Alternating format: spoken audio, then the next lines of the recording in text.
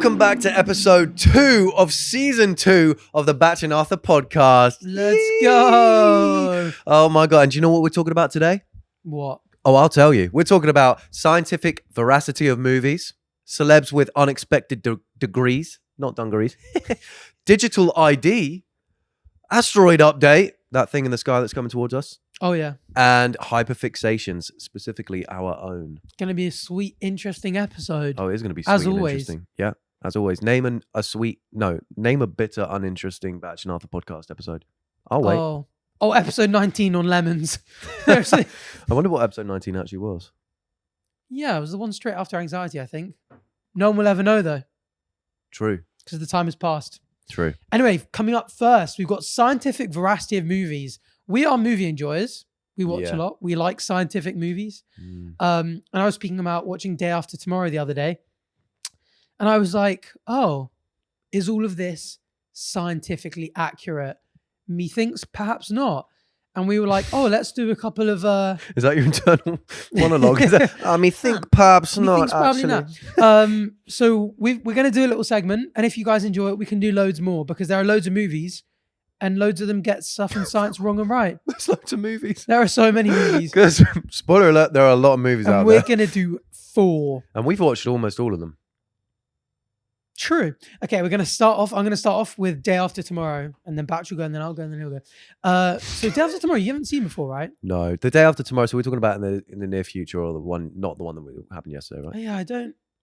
Yeah, it's an old movie. It's got a young Jake Gyllenhaal in it, very charming. Interesting. And his father is a paleoclimatologist, so he essentially studies the climate. Back in ancient times, it's kind of what paleo means, sort of like old-fashioned ancient. Just looks at the way the climate used to be. Yeah. And obviously, one of the reasons you look into the past is to figure out what to do in the future, learn from it. And he basically says that he thinks that the world is on the brink of like a climate catastrophe because of the North Atlantic current, the ocean current. And he's basically right, but he actually really underestimates how down bad the earth is. And he's like, no, seriously, in the next couple of years, we could be doomed. And then all of a sudden, like, there's a hailstorm in Tokyo with like tennis ball or even like basketball sized hail. There's like a massive storm that comes in, and essentially the world is plunged into like an ice age pretty quickly. So it's obviously like quite climate changey related. What, you saw all the special effects in the film? The special effects are sick. Like that. You see, there's actually a really cool shot that actually doesn't look too dissimilar to our windows here. The fuck? And it's like the people on the ISS looking out on Earth. Oh. As there's essentially 3 giant storms on Earth. Raging on. I looked at, interestingly, there was a document by the Woods Hole Oceanographic Institution, who basically spoke about what they got right and what they got wrong. I thought it was really interesting. Climate change is a hot topic at the moment, especially. Yeah. It's a trend. So in the movie, like lots of the theories and causes of the issues are real. It's just very sped up. But essentially, like what you see could be a reality one day, but they just think probably not an overnight phenomenon. But we'll get on to it. But they're right as well about the North Atlantic Ocean current weakening due to climate change. Estimates are that it's slowed down 15% since 1950, the weakest it's been in 1,000 years. But can I ask you a question? Yeah, go on. Because when I was studying my degree, we did biology and we also did like the climate and stuff. Biology has nothing to do with that. I don't know why I said biology. But it said, so we're in an ice age right now, coming out of an ice age, hence why we still have ice at the polar caps, right? So climate change, the one that they talk about in the news and why it's a problem is the increased rate of climate change, right? Yeah. Because climate change is normal. Yeah. So they're saying it's slowed 15% since 1950. Let's say, but it should have slowed a certain amount, right? Just not that much. I'm guessing. Yeah. Well, I mean, yeah, that's the thing is that, like, it was something I was going to come onto a little bit later. Yeah. But like, obviously the climate does always change. You're right. Like the sun influences it, the gas in our atmosphere, you know, we had time before there was oxygen in our atmosphere, and lots of that volcanoes obviously, like there are so many things that affect the climate of the Earth, but humans obviously do things like release CO2 into the atmosphere, and we know that, like we know the mechanism of how that heats up the Earth. The greenhouse gases, they trap heat in, and then that warms up the Earth. And like, although when we look throughout periods of time, especially things like ice ages, like global like shifts, we can say like, oh, these were likely caused by this, by this, by this. At the moment, the way that the climate's changing and the globe is like warming, we know that it's like not following like the expected trends. And you're right, like it's accelerating, and we can see like plotted against graphs of like human actions, that basically that humans are a cause of it. And if we scroll down, there was, I think, a study. Sorry, this is not chronological to the way we've got things right, but if we go to the bottom of this bit in the Notion. So yeah, according to a recent survey of 88,125 climate-related studies, more than 99.9% of peer-reviewed scientific papers agree that climate change at the moment is mainly caused by humans. So what they're doing is they are factoring in, going like, we know that the sun can influence the climate. What's the sun doing? We know that volcanoes can. What are volcanoes doing, and this kind of stuff. And they're going like, what the dog doing? Taking all of that into consideration, this is what, like, the change from like the expected value. So yeah, it's pretty much among scientists. Obviously, it's probably why it's so frustrating for them. They're just going like, we're like, every single person that like studies this, their papers out there, you can see the methodology, results, all that kind of stuff. We all agree that humans are causing the climate to change. And I mean, this one's a really interesting one, because this is one you don't really hear about. So like, the North Atlantic current basically takes warm water from like tropical regions up north. So like, part of the reason why we in England and France have like much milder winters is because you get this hot water that's coming up, and then as it cools around like the northern part of the globe, it cools, it sinks down and gets pulled back towards the equator, and then that like sucks more of the hot water, I bet it does, back up north. And because obviously like the colder like water is dense, like convection. Is that essentially what's happening? It's like a conveyor belt. Cool. But the problem is that when the globe gets warmer and you've got these ice caps that melt, you've got the fresh water that's not as dense as the salt water. So it's not quite, the salt water isn't coming up and just sinking. You've got like fresh water intermingling, which is not as dense. So that kind of like thing is slowing. So theoretically, if that conveyor belt stops, which scientists think at the moment, if we like keep going the way we are with our emissions at current trends, that conveyor belt could stop within 50 to 100 years. And then we go ice age again. And that just means England and France and North America just get far more severe cold winter. That is insane. What do you think it would go into? Well, are they saying it would go into like a full-blown ice age? Hard to say. These are essentially the consequences of if that weakens or stops. So like I said, colder winters in Europe, UK, France and Scandinavia could face harsh winters like Canada. You'd also get hotter, dry weather in Africa and the Amazon, because the current brings rain to these regions. So you can get a lot of droughts there. You get rising sea levels on the east coast of the US, because obviously the current means that warmer water stays nearer the coast. Goodbye, New York. And more extreme hurricanes, because hurricanes can be stronger and more unpredictable. Yeah, but I mean, obviously, the main thing is that this is sort of something that would happen over decades. Yeah, and that's the main like thing that the movie got wrong, is that it couldn't really. Oh, it just happens in a day like that. And in the movie, the temperatures dropped to minus 101 degrees Celsius, whereas the lowest temperature ever recorded was minus 89 in Antarctica in 1983. Even minus 89. Minus 89 is crazy. That's quite cold in my opinion. Yeah. And you can cancel me for that. I don't care. What were we outside in? What did we have in Finland? Like minus 25? Yeah, minus 25. And but that. Don't you think once it gets past a certain point of cold, it just feels cold still? Like past minus 10, it just felt, it's just about minus 10. I think you said this on the holiday. I still stand by it. Maybe. I still think, it's minus. If you put me outside in minus 10 and minus 25, I would still think it's minus 10, no matter what. Well, because it just feels so cold. Yeah, I'd just be like, it's cold. It's probably minus 10. But I guess a lot of it would be like how quickly the effects take place. Like I remember on one of those really cold days, because one of the days it was like 0 degrees. Yeah. And one was minus like 25. Yeah, when we first got there, it wasn't too bad. On the really cold days, like breathing in through your nose, like I could feel like icicles forming in my nose very quickly. Yeah. And I think you just get stuff like that, like your eyes. With me, because I've got such a small nose, I didn't actually have that, so I can't even relate. Did you see the photo of Chip as well? And he's sort of like his eyelashes. Oh my had God, like everything icicles was on his crystal. beard and Yeah. stuff. And he said that was a matter of minutes. And so I think Wow. just like stuff like that would happen. Yeah. I think in the movie as well, people sort of like the temperature was dropping like from top down in the storm. And people were like freezing instantly. And I think scientists were like, that's not just like even at frozen. minus 101, like you don't just sort of just freeze, go like yeah. in a matter of seconds. Yeah. But they were right. Like we've found animals that have sort of like frozen halfway through eating meals. You know, they've got like food in their mouth or in their bellies. So like, so you can flash freeze like that. There have been flash freezing taking place in the past, but how embarrassing getting frozen eating as well. Yeah. Oh, greedy little creature forever. Yeah. That's what you're known as. Could be more embarrassing. Do you remember? I'm sure we've already mentioned it briefly on the podcast, but the guy who got caught in the position, it looked like he was wanking in Pompeii. No. Oh, really? Have you seen this photo? No. Can we get this up? Was he actually wanking or not? I don't actually know. I'm sure experts were saying that he actually wasn't.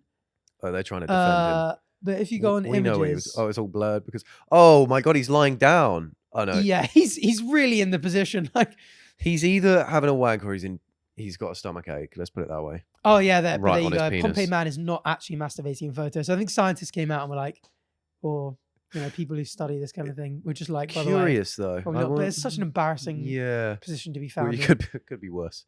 isn't So it? not terrible. Yeah. Even so. Yeah. I really would love to know what he was doing in that moment.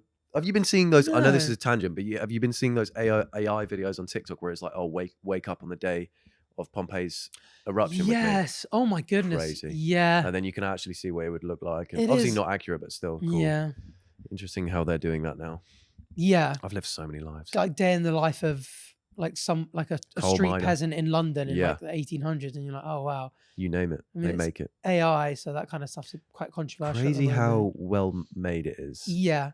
The jump that it's gone from and to in the last like 6 to 12 months is Yeah. just silly.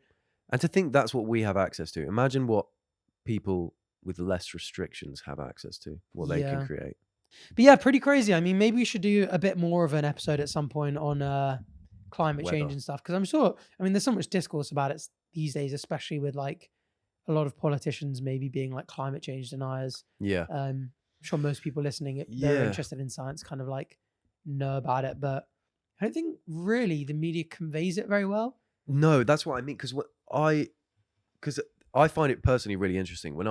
It was one of the topics that came up when studying, and I was like, oh, I never knew about that. Mm. Because you hear about climate change and you assume that the Earth as it is how it should always be. Yeah, like stable. And and because of us, the polar caps are now melting and stuff like that. But it's in a cycle. Like they are supposed to melt. The fact that we have ice at the polar caps is because we're coming out of an ice age. Yeah. And there's an ice age every 100,000 years or something like that. It's just at an accelerated rate because of us.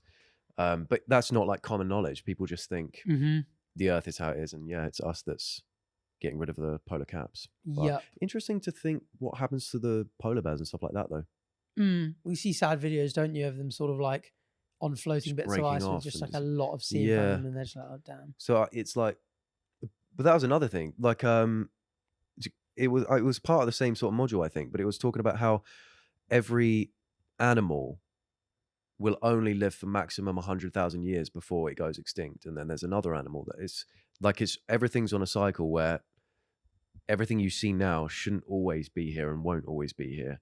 But we have this attachment where we're like, this is Earth as it should be. So polar bears, for instance, would naturally probably die off. I mean, even us, like, you know, it's not like for now until the rest of eternity, Earth is going to be habitable. Yeah. We probably just broke that barrier of being like, we probably never will disappear. Dogs probably won't ever disappear because we domesticate them and stuff like that.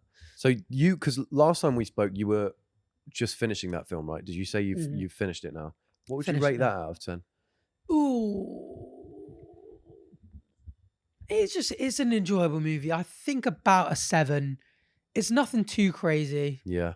Yeah, there's a bit of everything in it. I mean, I do almost worry slightly that sort of like exaggerating climate change like doesn't help, because you'd get people who are like, oh, maybe there's a bit of climate hysteria, like that's being Right, whipped yeah. up by the media, and it's not as bad as everyone says.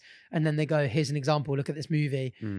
Like the Earth is plunged into an ice age immediately. Yeah. Whereas like realistically, I mean, like the last like ice age like took a long time to like really have major effects on there. So maybe it's like got a good message, but also like maybe it's harmful effects at the same time. Yeah. There's a bit of like interesting like political discourse about going like Mexico allowing immigrants from the US. Yeah. And I think they do it in exchange for like the US forgiving all Latin American debt. But as like a movie, it's just a somewhat enjoyable watch. Oh, speaking of 10 of 10s, Interstellar. Oh, when the fuck are we talking about 10 out of 10s? You just said it then. Oh, just made you say it. Yeah, I'm talking about Interstellar. Oh yeah. What do you think of Interstellar? I loved it. I really did. I know it's a bit of a. Some people don't. I mean, most people would like accept that it's a great film. Yeah, but some people don't. I think we were talking about it before, and we were saying if anyone doesn't think it's a great film, you're just saying that. Yeah, maybe. I think you're just saying that to be different. Great score as well. Yeah, musically, brilliant, fantastic. Cornfield McConaughey's great. Whack that on. McConaughey's so handsome. There's a lot of good science and bad science, as I'm sure you're about to explain. Exactly. Well, to be fair, it's not got that many mistakes in it because they had a physicist work on the show, and so a lot of it was done really well, and it's like the most accurately depicted black hole in any cinema ever. It's called Gargantua. And yeah, it's just every feature of it. So it's got a warped accretion disk, which shows the light bending around it due to gravity. So you can see the way it looks is actually how a black hole would look, except one thing: the accretion disk would be brighter on one side as opposed to the other. People don't really talk about that, but that's because of like the red shift. So if you're looking from one side, it would be slightly brighter on the blue end of the shift, whereas the red end of the shift would be slightly dimmer and slightly redder. But that's forgivable because in general, it looks pretty great. And it's got gravitational lensing where the light bends from around it, which is essentially, and this doesn't just apply to black holes, but if you've got anything with mass, because it sits in space-time, you can think of like having a trampoline as space-time, and you put a bowling ball in the middle of the trampoline, and you can say that is a black hole or a neutron star or anything that's massive. And then if you were to roll a marble just to the right hand side of this bowling ball, it would go straight and then slightly bend round because it's attracted into this warp. And that's essentially what a light ray would do. It would come from behind it and go around and just like that. And that's how you can see a lot of distant galaxies, because they get lensed by other galaxies, because galaxies can act in lensing as well. And so it shows, the Gargantua actually shows the gravitational lensing in place. And then it's got the whole point of Interstellar. Well, not the whole point, but the thing people hold on to the most is the time dilation that takes effect, and that's the most interesting really part. Interesting one. Yeah, it's Miller's planet. It is Miller's planet. Yeah, where 1 hour is 7 years on Earth, which is theoretically possible, and not just I'd say not just theoretically, it just is possible. So this is one I was interested in. Yeah, and I was obviously the greater the gravitational field. Yeah. The slower time goes. Yeah. Right. So like even us being really close to Earth. Yeah. Someone in the ISS is experiencing slightly less gravity and their time would be slower. Yeah. Yeah.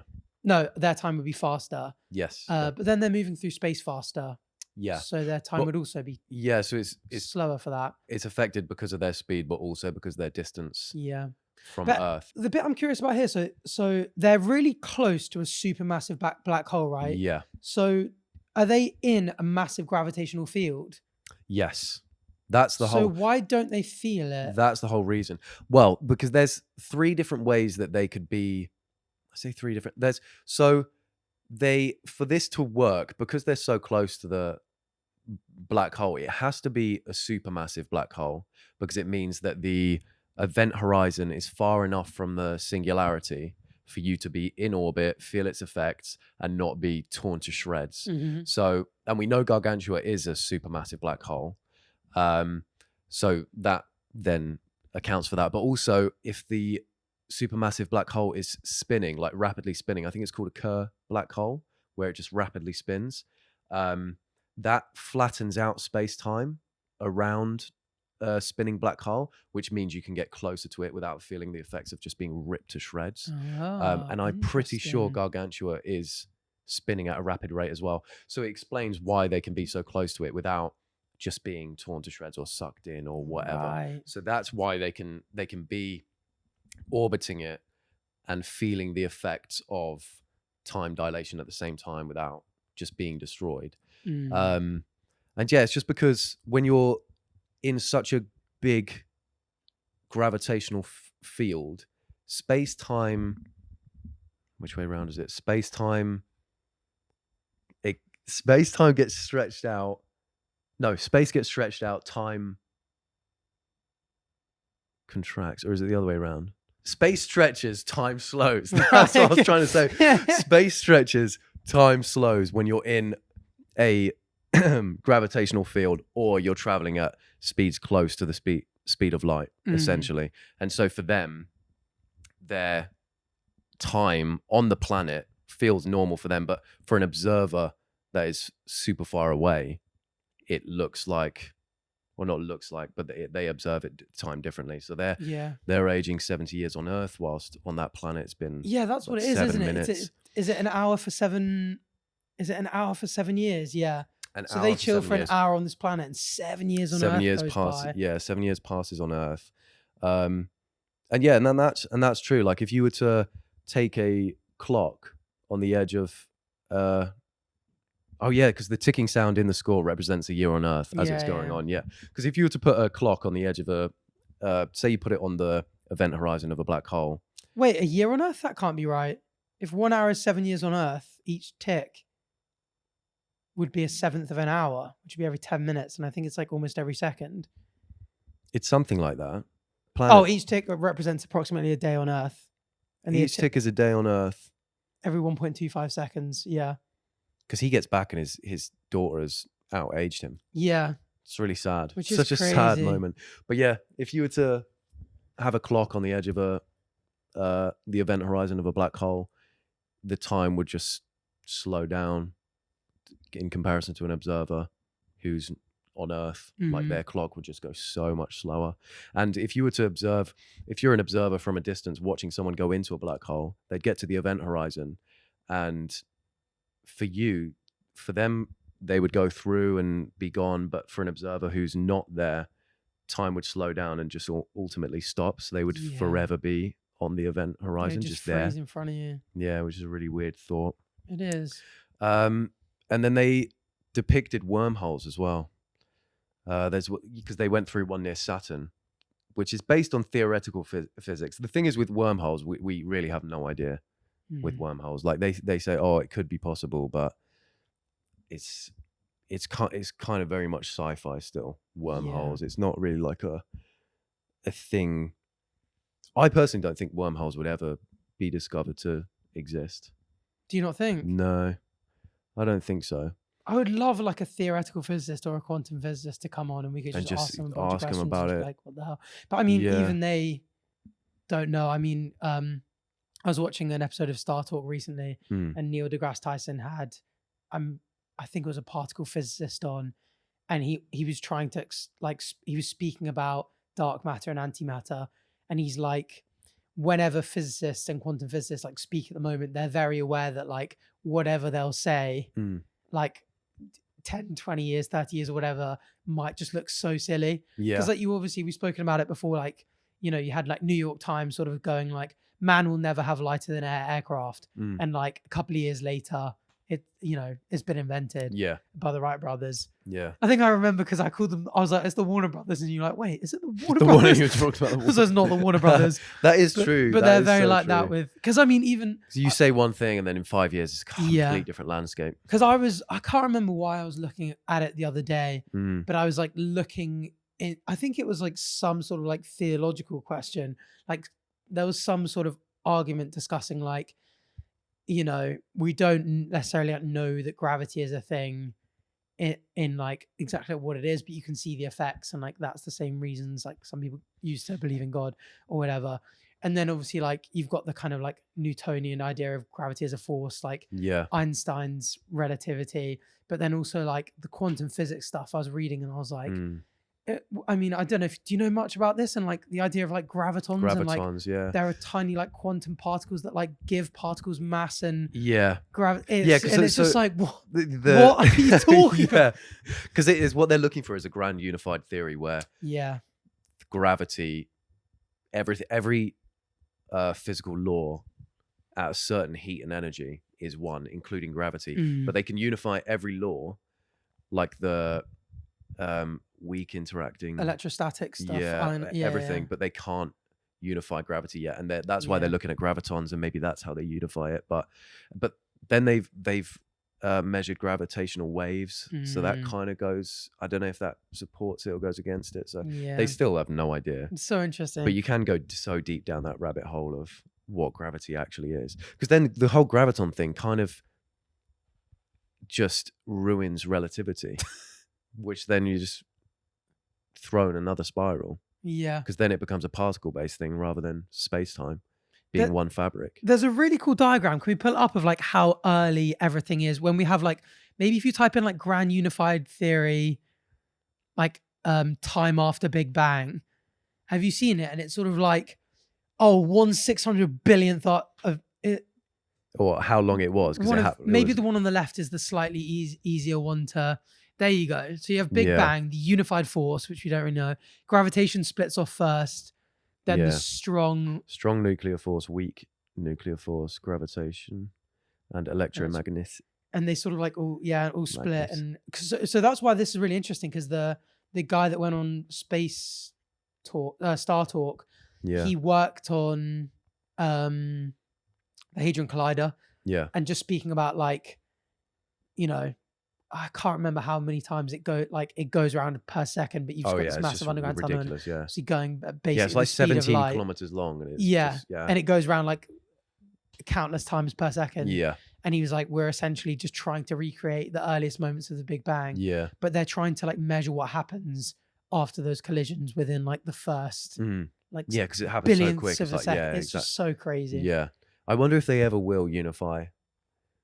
Well, they'll have to at some point. Probably unify all the forces, surely. Probably. We're early predictors. They do it, but I mean, wormholes because we're going to look so stupid. No, that's what I'm going to say. Actually, I think wormholes do exist. We just haven't found them yet. Because in textbooks they're going to be like, Bach and Arthur podcast. That's why we've just got. I think we're better off saying, everything will be found and discovered and exist. I like the optimistic better thinking about it as well. Than never, I think anyway. But just none of it, Mick. Like the fact none of it. No, it's all crazy stuff.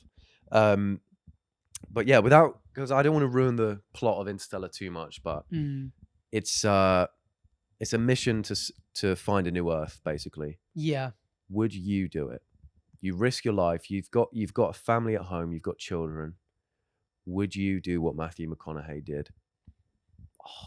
You come back and your daughters, you don't even know if you're going to come back.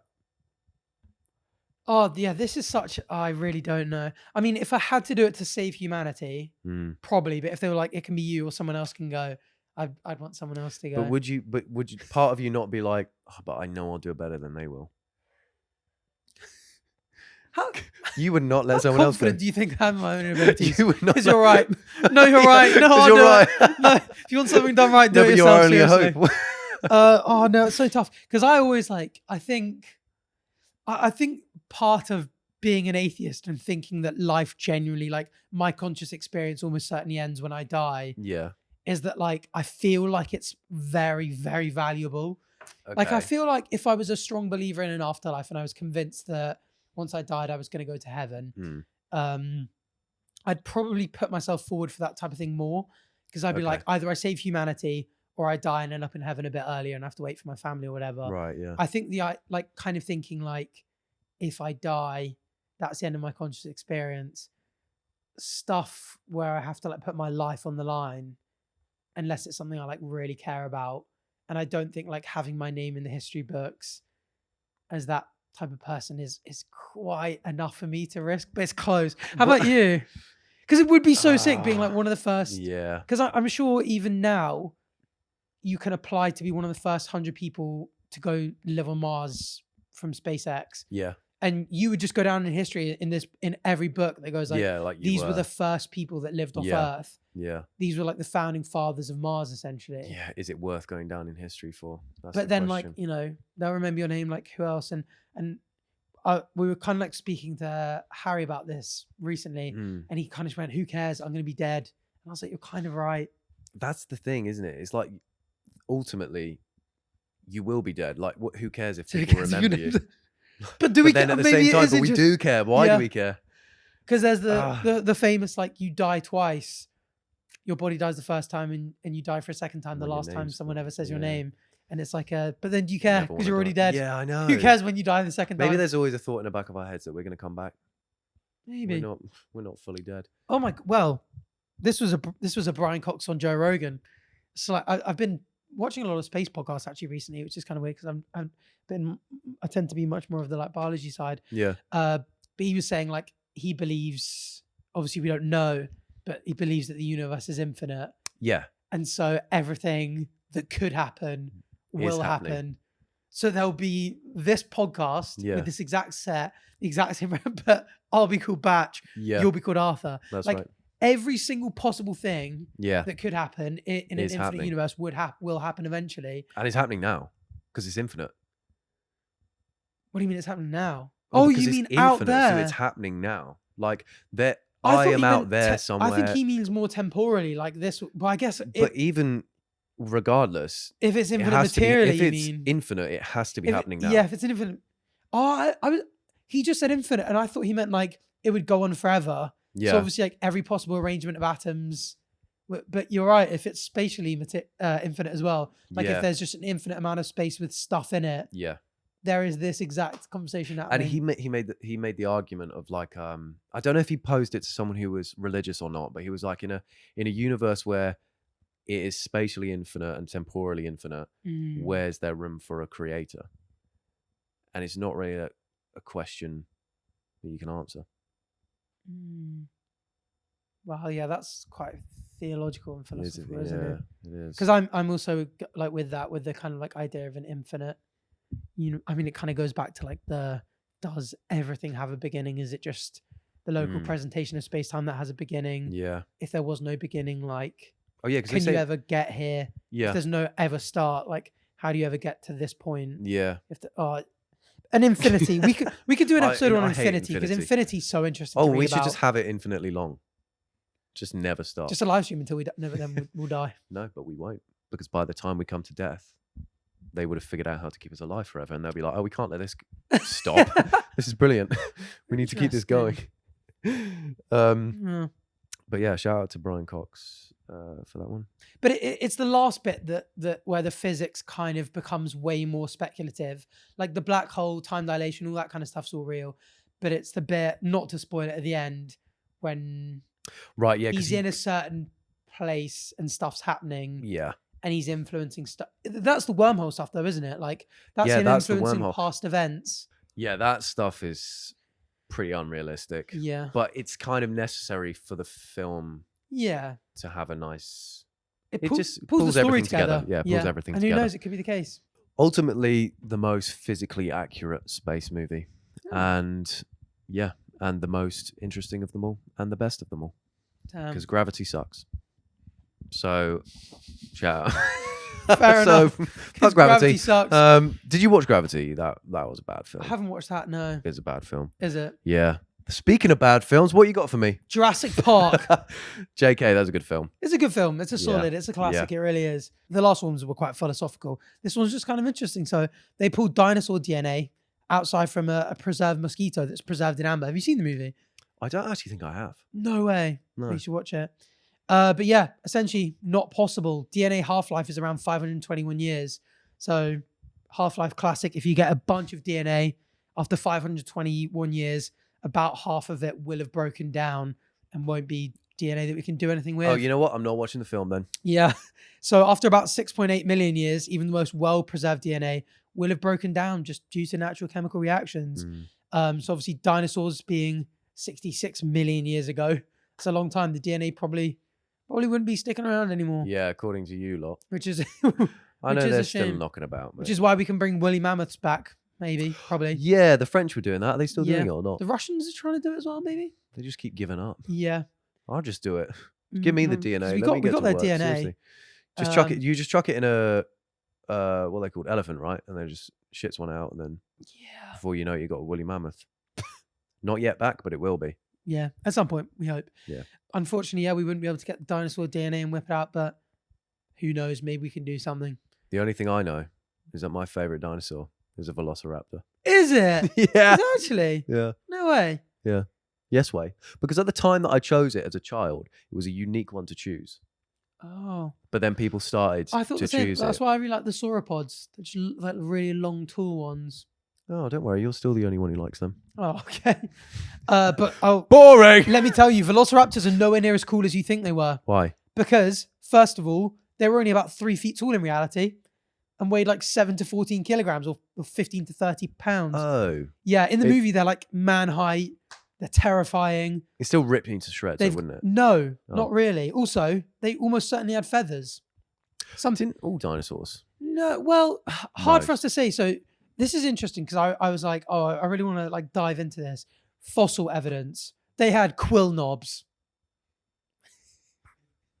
That's disgusting. No, so quill knobs are small bumps where feathers attach, just like in modern birds. Oh. And so we found a well-preserved velociraptor fossil in Mongolia, and it had, guess what? Quill knobs. Quill knobs on its forearm The bones. fuck? Oh, so they had like them coming off like that. At least on their forearms. To look like, yeah. And also their close relatives have feathers. They belong to a group of dinosaurs called dromaeosaurs, just raptor dinosaurs, many of which had direct fossil evidence of feathers. So you're going, if your cousins had feathers, you may very well have had them. True. So we've got the Microraptor and the Deinonychus. Is that how you pronounce that? Maybe. Who knows? Looks right. Deinonychus. Deinonychus. Oh no, Deinonychus. Anyway, he's not around. They definitely have feathers, and if the close relatives had, they probably did too. True. But yeah, they probably didn't fly though. Probably like modern big birds like ostriches and stuff, where it's like they use it to run, right, to be agile, to keep them warm, maybe insulation. Yeah, it just looks cooler as well. We had that segment a little while ago speaking about how feathers and wings and stuff can evolve. Yeah, you don't just need to be able to fly overnight. No, you just have gradual improvements, and comes back to that great Netflix documentary. Yeah, that goes through the whole life cycle. Yep, so good. Famously narrated by Nelson Mandela. Oh yeah, I forgot I messed that bit up. Yeah, it turns out it's not Nelson Mandela who narrated that. Believe it or not. No, Morgan Freeman. So. But yeah, the film does correctly hint at the evolutionary link between birds and dinosaurs, which at the time the movie coming out wasn't that widespread. I think a lot of people know that now. Yeah. I only knew that once I watched this Morgan Freeman documentary. Really? Yeah. Yeah. Yeah. Yeah. Yeah, exactly. Yeah. I think a lot of people think that the link is too strong. Like T-Rexes didn't evolve into chickens. Oh yeah, they did. Which some people think is the case. But yeah, what a fall from grace. What a fall from grace they had. Seriously. Can we actually pull up this photo? Because I've seen the Archaeopteryx, which is sort of like the transition fossil, which really pulled it all together. Oh, Arcteryx. People are wearing that. That's Archaeopteryx. That's what it is, isn't it? Oh yeah. So that they just took that as their logo. That is that essentially legal? a word close. Is it that? It might be that that's one. It, yeah. It's in the Natural History Museum. That's their logo. Or I think it's called something different in America. It's like the American Museum of Natural History, but if you type in Museum New York, yeah, me and Chip saw it. I have to say, if you look at a bird up close, you can tell they came from dinosaurs. Oh yeah, and you know, to go from that, you've seen the chicken with like feathery feet, right? Yeah. And it's just 1 point mutation to turn them from scales to feathers. Yeah. It's not a complicated process, but yeah. Nuh-uh. And if we're talking about quill bones, they got them. I can't actually remember. Maybe it is that. Yeah, it was the one you first showed, I'm pretty sure. But either way, that's the fossil we have it, and it's a cool one. It's kind of like Tiktaalik, which is sort of like the transition animal between like land, between water and land. Just really cool, bringing it all together. Obviously, like 80-90% of the Earth was wiped out by the meteorite, but yeah, my bad. Some of it lived on, some of it are chickens. Yeah. The little rodenty, mammally mouse things that are now guilty. Was surviving now are humans. I would have never bet on those to become us. The little mouse things ended up dominating the world, and the little the freaking massive T-Rex and then our chicken. Sucker. Because animals can't exist that big. Yeah. Oh, and do you want to know another myth to bust? Go on. In the film, Dr. Grant goes, "Don't move. His vision is based on movement." Oh, T-Rex likely had excellent binocular vision, possibly even better than a hawk's. So in reality, if a T-Rex saw you standing still, won't save you. Actually, they had excellent binocular vision. So if you're ever confronted with a T-Rex, may still happen someday, who knows? Don't go, oh, and someone goes, "Oh, I've watched Jurassic Park. Let's stand still. It can't see us." Don't Go, do it. "Yeah, oh, you stand there, pal." Oh, Seriously. Do you want another fact? If you play Ark and a T-Rex roars at you, your character shits itself. Is that true? And there's nothing you can do about it. Yeah, Oh. it's absolutely true. So Hey, listen, Mars boy, why don't you tell me about The Martian? okay, That's our another final movie. great film. Have you watched The Martian? I have. Yeah, good. Oh my goodness, I So rewatched good. it again for second time recently. Actually, that's the Oh, really? the Matt Damon one, right? Yeah, it'll be more refreshed in your memory than mine, actually. Yeah. But I made my family watch this because we were trying to pick a film. I was like, "Oh, let's watch The Martian. Let's watch that." And they were all like, "No, we don't want to watch a space film. We don't want to watch." Oh, let's watch. No, trust me, it's more than that. It's more entertaining than that. And eventually, they watched it, and my mum was like, "Oh, actually, that's pretty good." So that just goes to show it's an excellent film. And it's a story about, they were doing a trip to Mars. There was a team of them. There was a storm and they had to leave. But Matt Damon didn't get on the bloody ship. So they left without him. And so then he had to live there and survive. And he was, what was he doing? That's not a spoiler, by the way. That's the start of that's like the premise of the movie. Yeah, here's a spoiler. He was making potatoes with poo soil. But it's got one of the craziest twists ever, and I hate the fact that we can't do spoilers. No. I don't want to even do a spoiler alert, but like No, so I'll go through some of the science to avoid the spoilers. sensational He just wants to twist. say it so bad. I do. I want to ruin it for everyone. I So really do. here's what the Martian got right. He used a RTG, a nuclear-powered heat source to keep warm, which is a real NASA technology used in missions like Curiosity. Yeah, he was letting nuclear bombs go off Oh, left, yeah, right, and center yeah. to keep warm. More button fart use. he was a hot guy, seriously. That's right. And the rescue mission, not giving anything away there, all right? And the orbital slingshot maneuver used by Hermes are based on real physics. So real physics yeah. was used in the movie. Although it doesn't look like real physics. I remember watching it and thinking, that's not possible. Turns out it is. Well, So, it's like the trampoline thing that you were talking about earlier, yeah, with like you'd send the marble, and if it Yeah. was like fast enough to not get trapped in your orbit, yeah, it would shift slight directions. that's right. And yeah, that's what Jupiter does for us in terms of asteroids. We're coming on to asteroid Yeah, it's update protecting later on. us from that damn asteroid belt. It does most of them. It sucks in most of them, but some of them that if Some of them Jupiter get wasn't there through. would have been off target. That's right. Jupiter can slingshot it perfectly into Earth, Just straight which at would us. be a hilarious. It's like our big protective older brother, but that beats us up Every now and sometimes. then, yeah, it just gets a bit annoying. He just slingshots one into we us. piss it off and it's Yeah. have that then. Wait, it's right behind you in there. No, don't do that. What do you like? Honestly. Oh, seriously. But here's what it got wrong. Oh, So it's not all fun and games. Radiation exposure. here's what it got right. Matt Damon is that attractive in real life. He seriously is. Have you seen him in real life? Yeah. No, I don't know. Liar. Radiation exposure. Mars famously doesn't really have an atmosphere Mhm. or a magnetic field. So it exposes the surface to higher radiation. And Watney, yeah. which is Matt Damon's character, never addresses this issue, though long-term exposure would be dangerous. Even flying in a plane too often is dangerous right due to yeah, 'cause you're exposure above- to the right. radiation. Radiation, because you know what I mean? Mm. But thanks to our ozone layer, we will stay protected. Are we the only planet in the solar system with an ozone layer? I think we are. And that's what's keeping us safe. Are we going to pull Yeah. that up just in case I'm lying about it? It's 'Cause great. That's the ozone story is like one we studied in chemistry whilst we're googling that. Did you study the like chlorofluorocarbons and like the ozone layer? Yeah. And like everyone's like, hold on, there are holes in the ozone, and we're destroying them with these chlorofluorocarbons. Instantly, the whole world goes, let's banish them.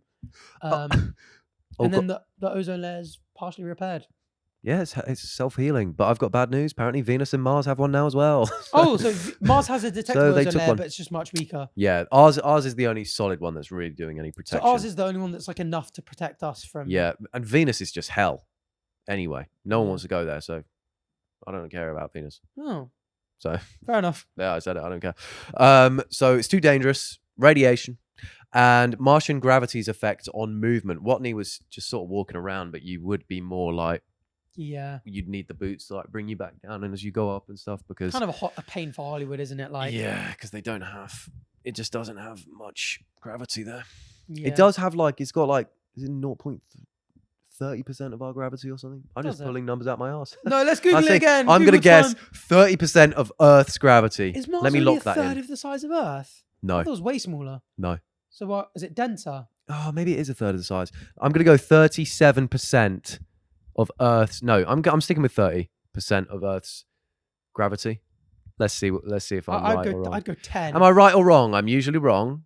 38%. Wow, you were so close. Oh, it's a shame. Wait, why? Wait, can we look at the explanation of why? Well, it can't be only a third of this. It's mass, not size, isn't it? So yeah, that's what I mean. It must be way denser because there's no way it's just 38% of the size. that's right, baby. That's right. It's all about the density. Oh, it doesn't really say. Well, it will just It just says be, it's got less mass than Earth. yeah. Which you So know, but I want to know about size and density. It'll have. You just Can we get a quick? Sorry, this is probably a little bit boring, but now I'm so curious. Okay, he really likes the density This is of Mars. gravity apparently. again. Don't forget our core. Mars is less dense than Earth, so it's got 15% of Earth's volume and 11% of Earth's mass, but 38% of its. How's it? gravity. Well, gravity. Acceleration due to Gravity's gravity. so weird. That's right. How has it got 15% of the volume, 11% of the mass, but 38% of the gravity? There's a And then calculation, it's the calculation, for it. isn't it? There's a yeah, calculation it's for not it. directly proportional. But Boring. I cannot remember that. Oh, there's going to be some there's going to be some squares involved. Isn't I can there? make one up. There's some squaring going. I can make involved. one up if you want me to. No. But yeah, so it got a fair few things right, a fair few things wrong. Bit of both. Water creation process. He burns hydrazine, which is rocket fuel, to extract hydrogen, which he then burns with oxygen to form water, which is chemically correct. However, the process is much more dangerous than the film suggests. An explosion would be likely, whereas he doesn't really have that issue. And it would be a waste of oxygen, which is a finite resource on most space missions, especially this one when you're stuck on Mars for however long. For bloody ever. There's no oxygen there. Yeah. The last one is a bit of a spoiler, so if you don't want to hear a bit of a spoiler, then close your ears and I'm going to go bang when I'm back. The dust storm part of the dust storm part of the movie was a little bit of a reach because Mars has powerful dust storms that can cover the whole planet, but they wouldn't generate a hurricane force wind as shown in the opening scene because the atmosphere is too thin. How's that a spoiler if it's the first Oh, scene? and I'm back. It's also, they don't see it was a audio slight peaks. spoiler. No, but they can hear it and they can see me. Anyone watching can hear. Oh, as in they've got to keep watching but turn the audio off, you mean? But actually, people who had the audio, they can guess. Oh, worst case scenario, they find out about the dust storm. Yeah, which happened. Is it? And what, that happens at the start of the movie? Why are you calling it a spoiler? Don't know. Anyway, wow. So yeah, that was the end of our movie section. That was interesting. Yeah. Maybe we don't do 4 next time because I feel like we yapped way We did yap longer a than lot. expected. Yeah, I on did that yap one. a lot longer But than I maybe thought we we do would. like a movie or two every now and then. Or maybe we just cancel the pod. Because you haven't watched Star Wars yet, and I feel like the science of Star Wars is hilariously bad at a lot of points. Yeah. It'd be a fun one to talk about. Yeah. Also, I got really wrapped up in the idea of like lightsabers the other day. So you know, like lightsaber. I know you haven't watched Star Wars, but you know lightsabers. They sort of like they go whoosh, whoosh. Yeah, They're like swords. Yeah, I know. Someone was like, "Why don't they go like whoosh?" And as they're about to meet, turn it off quickly and then turn it on again, so it almost like passes through the other person's lightsaber. Does that make sense? Yeah. So like as the lights, like if I was going to hit you with your lightsaber and you go to block it, I could really quickly retract the lightsaber as it's coming up to your lightsaber and go whoosh, like kind of go underneath it. I could extend it again, turn it back on, and then cut you in half. And like apparently Star Wars fans are like super mad about this idea because it kind of is like it just ruins everything. It ruins everything. Yeah. And some people are like, it would be cool if they could.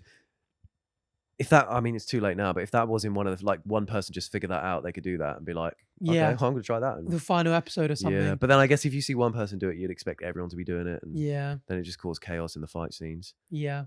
Funny though. And then loads of people Funny were like, thought. no, because that would be too easy. And they've sworn to like humble combat and stuff like this. Humble combat. It's just, yeah, it was funny That's watching funny. people sort of like these like post hoc rationalizations were Yeah. quite hilarious. But next up, celebrities with unexpected degrees. What? It's a bit of an interesting segment. Got 3 little ones here. Just the more you know. Oh. So I thought when you said 3 little ones, I thought you just have 3. 3 minions. Oh, just coming 3 out. little ones around. Yeah. Yeah. First up, which Friends cast member has a degree in biology and earned a research credit for study on the comparative likelihood of left-handed individuals developing cluster headaches? Wow, that's so interesting. Which Friends cast member? I want to say Ross because he's a scientist, but In real life or just in the show, he's a paleontologist, isn't he? Yeah. So I want to say him, but He could be I smart. feel like Monica or Phoebe. Oh, just name the rest. Yeah. Okay. Let me lock in Who's gonna be Phoebe. I'm gonna lock in smart? Phoebe. Yeah, I think I'd go Ross. Let's see. Oh, it was Phoebe. Oh, there Lisa- were options. We didn't even look at the damn Lisa options. Kudrow. Oh no, because he's highlighted the, Oh, of course. the answer, so I think that would give It away. was Lisa So- Kudrow. It was Phoebe. Ross was David Schwimmer, Matt LeBlanc, Joey. Oh, that's good. Yeah. Good. That's yeah, quite that's right. interesting. Slay. Which former Premier League playmaker has 2 degrees? One in sports science and also recently graduated from Harvard's business school program. Oh, I know this one. Cole Palmer. Is that you actually know? No, it? he's a massive divvy. That's the kind of joke. Oh. He's the guy that goes, "What?" You must have seen that What? clip. Yeah, I've seen the clip. And What? there's a sort of like joke that like he's so like blissfully unaware of the world around him that like he doesn't feel pressure when he's on the pitch, and that's why he's so good Right. because his brain can't quite understand. That's quite that a he's- nice thought, actually. I'd like to be There's like just that. so little going on. So we have options here: Dennis Bergkamp, Juan Mata, or Cesc Fabregas. Oh, interesting. I haven't heard Mata's name in a while. I was going to go with Frank Lampard because I swear he's part of Mensa. He's got like 141 IQ. Well, he's not an option. He's so not an option. we're gonna. It's gonna be. Matter is a sweet guy.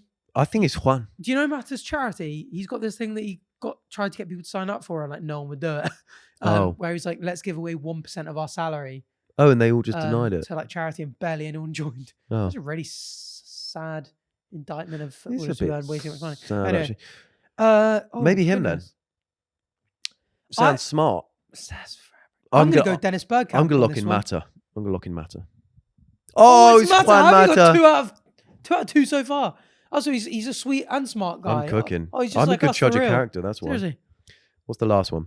Which former Star Wars actor has a degree in psychology from Harvard and co-authored a study on the link between frontal lobe development and visual knowledge in infants? Well, Harrison I Ford, Ewan McGregor, or Natalie Portman? don't know. I Not actually watched it. am very aware that Natalie Portman is very clever. She was a big crush of mine growing up.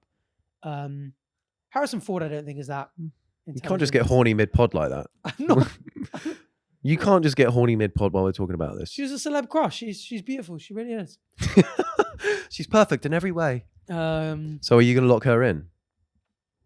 Oh, I bet you will. I'm sure you'd know. Harrison Ford, I think, if you see him in interviews, you're. I'm not good at putting a name to a face. So I don't Harrison actually... Ford, Indiana Jones. Yeah, okay, fine. Okay. Right. Him. And Ewan Ewan McGregor? McGregor, again, I've heard the name, but I couldn't put a face on it. I thought Brokeback Mountain was a movie you watch like every night. It's him. Yeah, Brokeback Mountain, we call it now. Oh, yeah. Of After course. the That's the situation. remake that we did. What am I talking about? I'm going to go for you. I'm going to go for Ewan McGregor. I'm going to go Natalie Portman. Oh, it's Natalie it's Portman. I knew it all Oh, along. you had to get one of them. No, I had to get one right. Yeah, fair play. Good for her. I wonder if she owns a port. Well, Speaking of port, it's the surname thing all over again. speaking of port, Digital I.Ds. No, have I spoken about this?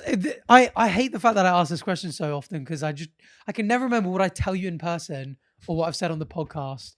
But people are talking about, like in the olden days, like you get like, oh, Theo Baker because Yeah. his forefather was He's a a baker baker. called Theo. Yeah. That's coming back because like people would be like, oh, like Sarah Hinge. Like you met Sarah on Hinge, you save her as your phone contacts. That's like Sarah Hinge. Right. Or like, oh, Bob the Carpenter. So on your phone, you just save him as Bob Carpenter, even though that's not his name. Right, but they get saved like that, but that's not, doesn't get passed down. No, I know, Like but Hinge isn't getting passed down. it's just an interesting kind of like going back. It to is the origins of interesting. Yeah, surnames. it is, but that's quite funny. Isaac Smith. What the fuck was a Frederick? Blacksmith. Yeah, what the fuck was a Frederick? A Frederick. That's the problem with people who have 2 first names. I think it's greedy, and I think that's the issue you're falling from. Oh my God, Frederick is a masculine name that means peaceful ruler. That would so be me. Anyway, moving No, this is moving going sweet onwards. straight to his head. That's gone straight to my head. No. I knew I was bound to be a peaceful ruler. Oh, speaking of head, Digital I.Ds are being brought in. Oh yeah, I saw this. Yeah. The government have made TikToks about it. The government made TikToks about it. Yeah, they made TikToks like, oh, don't worry, digital IDs are coming soon. TikTok is not for them. They can get off that platform. Yeah. Don't you agree? Kind of crazy. Yeah. I got asked to do a government promotional TikTok at one point, and I was like, oh, no. No, thanks. Anyway. I can't remember what it was. I think that it didn't work timing-wise. But I was like, oh. Oh, so it wasn't just like, no. You're like, no, timing didn't work out. And yeah, I wasn't just like, no, government. no, right. But I can't remember what it was. I'd only do it if I like agreed with what was being put forward. They watch our podcast, the government. Oh, thank government. Oh, thank government. Oh, Keir Starmer's a Patreon member. Oh, interesting. Yeah. Let's boot him off. He's Keir Wormer in the group chat. He's smeared. Oh, that's so funny. Yeah, but essentially we're going to get IDs on our phones, which I'm so grateful for because I lose my driver's license like once a month. Yeah. Because I get battered off 2 pints. And do you know what? End up having 20 and then lose my ID because I forget where I put it. I thought you were going to say you get battered off 2 pints and then drive, so they take it off you. Yeah, no, I misplaced it. No, do you know what? It is actually a godsend that you're losing your driver's license because you should not be behind the wheel of a car. No, I'm really good at it. I really am. Just reversing RVs, I'm not great at. Anyway. Yeah, no, it is a great thing. Then you don't have people who don't drive don't have to take their passport out with them and stuff like that. Yeah, that's the thing. When I lose my driver's license, I have to bring my passport out. Yeah. And what a pain in the butt that is. Literally, because you try and store it up your butt because you don't wear pockets. And then I'm like, oh, can you carry mine as well? And you're more than grateful for it. Moving swiftly onwards. Anyway, so when I said this to you, you were like, oh, I wonder if they're going to like do this with social media. Yeah. Because there's a big talk at the moment about governments wanting to, and a lot of like social groups. Social groups? It's not quite what I mean. As in like groups, movements, organizations that deal with the social space. Anyway, wanting to attach social media profiles to individuals. So you essentially go like, oh, this user isn't just an anonymous user. I can see it's the person telling me to, do something bad to myself is actually Bob Smith. Yeah. What do you think of that? I think absolutely you should have to attach your ID to an account. Really? Yeah. Because there's so many crimes just going on. Like you can, people get away with murder on the internet. They'll say whatever they want. They can be racist, get away with it, be fine. If your ID's attached, you will actually get arrested for it, as you should. Mm. So I think you should have, and you just get so many like pedos. Yeah. Just all over the internet. If they had their ID linked and then it's like, okay, now we know who you are. That's true. It's just, there's so many bad people on the internet. You should just have your ID linked. Yeah. It's the classic saying, isn't it? Like, give a man a microphone. He'll tell you what you want to hear. And he'll make a podcast. Give a man a mask and he'll call you a slur. Or something like that. That's a classic. Yeah. A true classic. Yeah. So yeah, I hope they do. They will. I think they will introduce that. But then a lot of people, I mean, obviously, like, especially in the West, we have such a fixation on free speech. And people are very attached to the idea that you should be able to say anything within, like, minor bounds, like yelling fire at a theatre or, like, whipping up incitement, hatred and violence, all that kind of stuff. But, like, you should be able to say anything without consequences from the government. So, like, there's fears that... I don't agree. Illegal. But like, as in, like, say it's like it's legal to criticize the government. Yeah, fair. If it's legal, then you should be able to do it. But people worry that if you like sign up and they get your name, that like, you criticizing the government could get you in trouble. Oh, but then we bomb the government. What? We haven't got bombs. You can't say that. That's incitement to violence. What are they going to do? Come get me. Come get me. No, they're going to... You're trying to be Guy Fawkes right now. It's not no, even Halloween. We should get him on the pod because he would actually be an interesting character. He died. When? Because we were speaking about guests earlier on and we were like, oh, who should we get on the pod? And we were like, oh, maybe some authors of the books we've got here. Charles Darwin died. So did Marcus Aurelius. No, so he's did not Stephen dead. Hawking. So many of these people are dead. True. Shame. Who's still alive? There's ghosts everywhere in this podcast set. Oh, you're still alive. People who wrote the Bible. And you've been on the show the whole time. Neil deGrasse Tyson's still alive. Richard Dawkins still alive. True. Yeah. Anyway. So yeah, that's what's going to happen online. That's interesting. It would combat dead internet theory. Oh, it would combat that, all right. The idea that sort of like AI. all these, like the majority of accounts that you see online a fake run by technology companies or the government. And they're trying to manipulate our minds by making us think. Have you seen the psychology experiment where it's like, which line is the same length as this? And they sort of like show you a line. Like A, B, and C. And you get a fake person to go up and touch the wrong one. And they sort of got, they got a room full of people going, oh, it's C. Yeah. And it's very obviously wrong. And loads of people go, oh yeah, of course I agree, it's C. Yeah. And they don't want to stand out. Yeah. And that's the problem with dead internet theory. The idea that the government could flood social media with certain opinions. Right. Oh, Keir Starmer's the best. Keir Starmer's the best. And then everyone starts going, actually, I agree, because that's what everyone else thinks, you know. Facts. Anyway, quite interesting. Digital ID. Maybe it will come soon. Who knows? Speaking of coming soon, that bloody asteroid. Oh, that little pesky thing in the sky. Actually, leave us alone, you big. No, go on, since we planned this, I read something really interesting. Sorry, huh? Since we planned the episode, I've got an update for it. Oh yeah. You know how they're like, oh, we don't know where it's going to land. Oh yeah. So they did calculations. I think it was yesterday, and NASA just posted a tweet. Like 36 minutes ago, something like that, before we started recording. It's going to land, come down directly towards us where my laptop is open on our page, and it's going to hit the subscribe button. Oh shit, you guys should do it as well. Yeah, everyone hit subscribe right now if you haven't already. Oh shit, if the whole asteroid's doing it, you might as well do it too. No, but weren't you saying something about it might hit the moon? Yeah, I did actually see a tweet where it's like there's a 1% chance it hits the moon and makes a 2-kilometer crater. That must slightly shift its orbit, right? Because I mean, it's going away from us at an inch. Oh, what? Shift the moon's orbit? Yeah. You maybe slightly. Yeah. Well, it won't be a zero. Only slightly. I remember my physics teacher saying, obviously, like, you know, you have the every action has an equal and opposite reaction. Yeah. And like, if you get something big and something small and like push them off each other, the small one moves a lot more than the big one. And like, technically, when you jump on the Earth, the Earth moves in the opposite direction.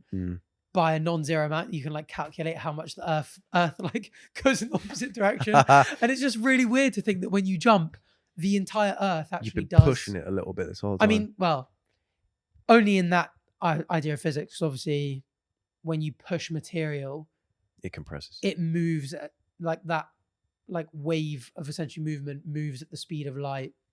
Yeah. Not speed of light, speed of sound. Yeah. Which is really slow. Yeah. Because people always go like, oh, couldn't you have like instant communication? Like, let's say we're here on this planet and like someone's on Mars, and like it would take a while for like radio waves to hit them, so like it would take them a while. Like, could you not have a really long stick that like taps in Morse code that like we could shove, because like the other end of the stick would instantaneously move on Mars, but it actually would that poke move at would travel at the speed of sound. That's cool, actually. I didn't know. Yeah, quite interesting. Yeah, so there's a chance it could 1% chance it could land on the moon. Yeah, and clart it. You know how we were saying like Jupiter's like our big brother protecting us. It feels like us just throwing our little brother in the way of a bully.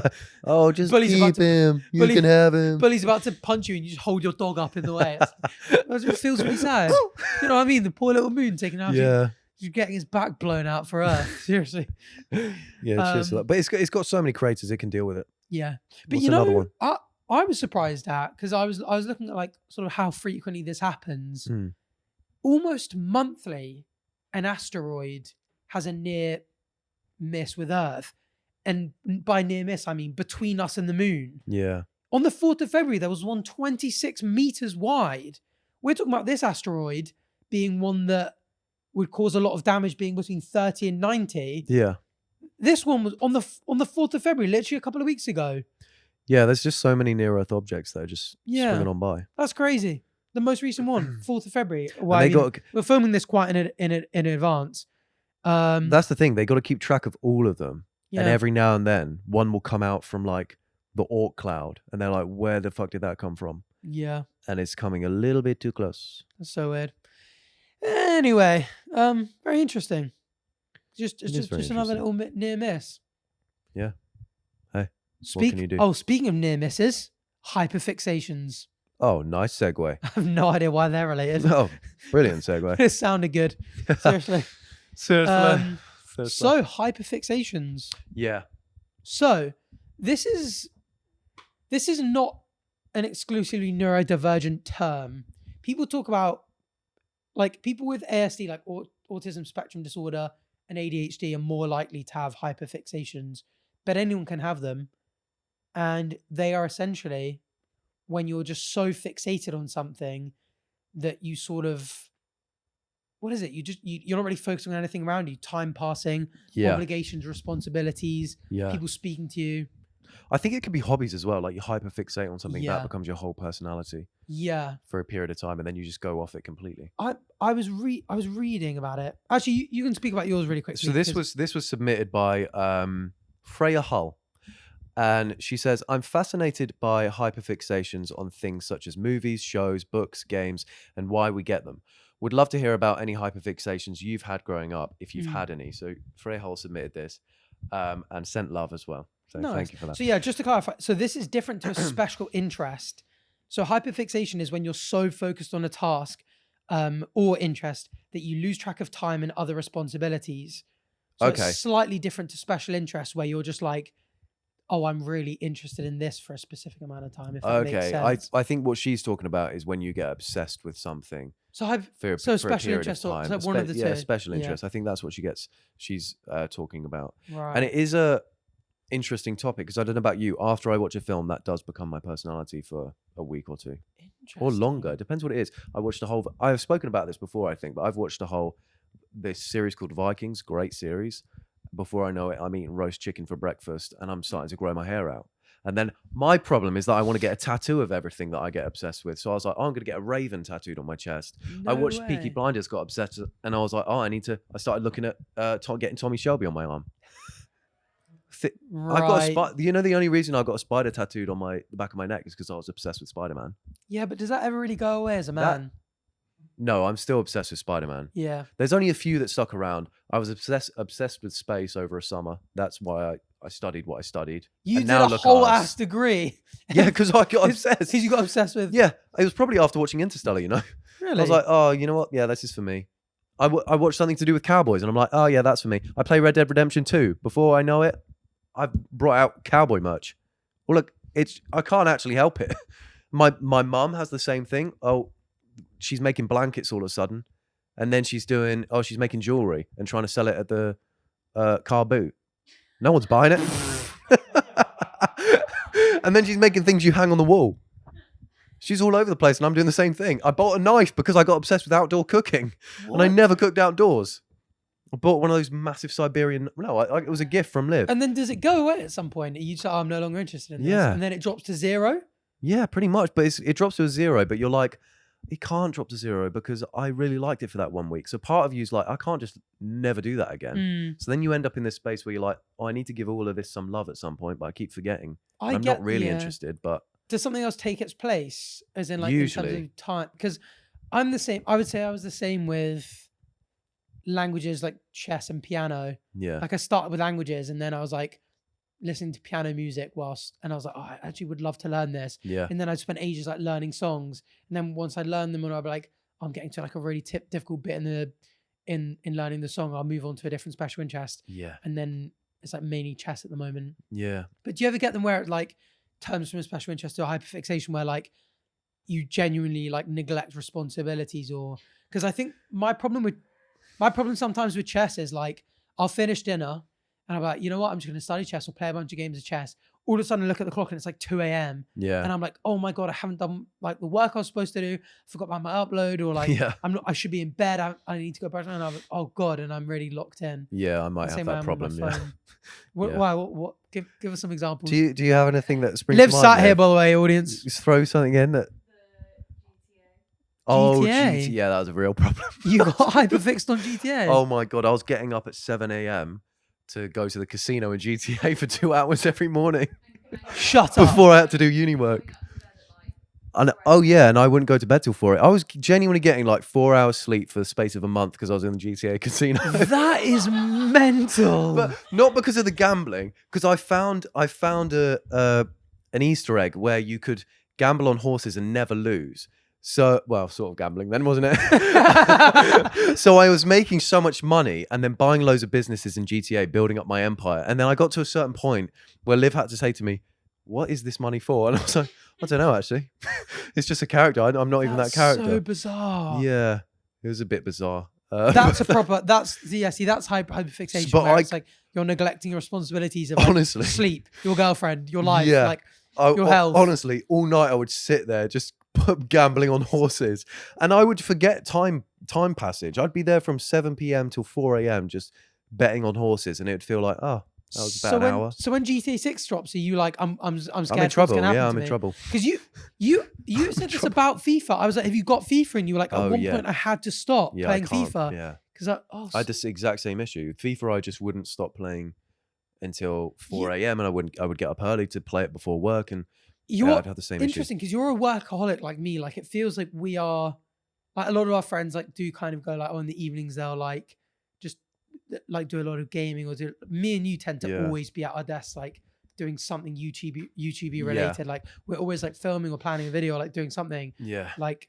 I never get bored of it. Like, I can happily wake up, aside having meals and going to the gym. Like, I will spend every waking day of every waking minute of the day happily working. I almost don't know whether it's good or bad that I have like chess to go to, because like that's my like, okay, I've done enough work. I really need to switch off and I'll do something else. Yeah. But it's a good thing to switch off to as well. Do you think you've got that with work?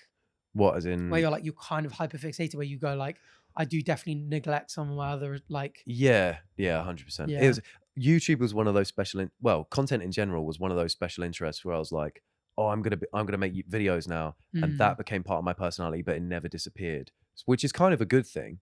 Like, some of these things do stick around, like the whole space thing stuck around. I did a degree in it, and YouTube stuck around. I still do that now. But yeah, I put work way too high on my priority list for sure. It's hard not to, though, because we've had this conversation before. In our line of work, you feel like you can always be doing something else. Yeah. So you're sat there like, I could take an hour off now, or I could start another channel. Yeah. So I could do this video. And it's so tough when you're going like, when you compare how, like, what you do in that time, because you're like, oh, I'd love to spend the day, like, just take the day off, go chill in the park, go kick a football round. Yeah. But when you're like, oh my God, I can like do a whole video, and then that'll bring me closer to my goal of earning more money, or living in a nicer apartment, or hitting my subscriber goal. Like, when you've got these goals and you're so driven to hit them, it's so hard picking other things when work is quite like efficient like that, and so fun. Like, we are very lucky that like we enjoy work so much, because like I actually do prefer it to doing most things. Yeah. Like, I like going to the gym, but like it's only because I really care about my physique, like, that I actually go to the gym. Yeah. Otherwise there would be a lot of days where I genuinely don't do anything other than eat. Yeah. Eat and work. Eat, shower. Really? Work. That's pretty much it. Yeah. I do hygiene and work. That's it. Other things are good. Like, showering is good, but you can't gain subscribers from showering. True. But you can gain subscribers from doing a podcast, which you should do right now, because we're trying to hit 100K. We're very close. Yeah. And we love the little silver plaques. Yeah, we do. And also, we've spoken about trying to make these evergreeny type content. So if we have hit 100,000, doesn't matter. We've probably got another goal. Times it by 10, and that's our new goal. We're looking for 1 billion now. If we're looking for 1 million, the subscriber to goal. We're trying to hit, we're trying to hit 10 million. We've got 10 million. We're trying to hit 100 million. We're trying to hit, no, he's drowning on his own words again. 10 million. 10 million. 100 million. 100 million in the back there. 1 billion in the back. Anyway, we've been yapping so long. Everyone's sick. Everyone wants to go home. It's 20 p.m. Yeah. Because it's so late. So fucking and that's, late. By the way, I say p.m. because it's a 12-hour clock. It's generally 20 p.m. Not 100 hours in terms of like enough yapping. It's not army time. It's not 8 p.m. It's 20 p.m. It's so late. Okay. It's time to subscribe. Rate us 5-star.